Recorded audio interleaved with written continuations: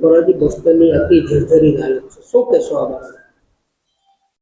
હું traffic inspector ST depot Dhoraji Yuvrajsinh Jadeja. ST bus stand વિશે જે તમે વાત કરો છો એનો અમારા ડિપાર્ટમેન્ટલી નવા બસ સ્ટેન્ડની પ્રોસેસ પૂર્ણતાના આરે છે. નવું બસ સ્ટેન્ડની દરખાસ્ત થઈ ગયેલી છે અને ટૂંક સમયમાં જ નવા બસ સ્ટેન્ડ બનાવવા જઈ રહ્યું છે. એસટી ડિપાર્ટમેન્ટમાં પ્રોસેસ ચાલુ જ છે. હાલ અત્યારે ચોમાસાનો સમય છે અને પેસેન્જરો ઉપરથી પાણી ટપકે છે, તો એ બારામાં આપનું શું કહેવું છે? એના માટે અમારા બાંધકામ શાખા દ્વારા રિપેરિંગ કરેલું છે અને થોડી ઘણી જગ્યાએ પાણી પડે છે, બરાબર.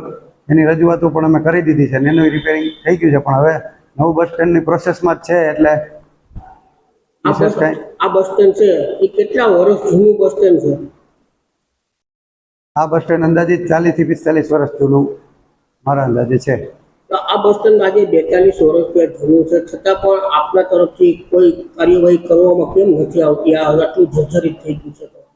અવારનવાર જે કાંઈ જરૂરિયાત હોય અમારા બાંધકામ શાખા દ્વારા કાર્યવાહી કરવામાં જ આવે છે અને ગયા વર્ષે પણ આપના માધ્યમથી જે રજૂઆત મળેલ હતી ત્યારે પણ અમારા ડિપાર્ટમેન્ટ દ્વારા કામગીરી કરવામાં આવેલ હતી.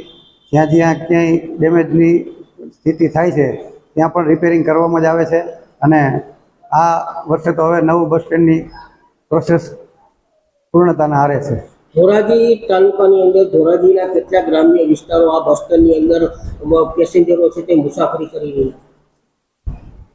અહીંયા ધોરાજી તાલુકાના તમામ ગ્રામ્ય વિસ્તારના પેસેન્જરો અહીંથી મુસાફરી આવન જાવન કરે છે અને અહીંથી બહાર જવા માટે પણ એ બસનો ઉપયોગ કરે છે.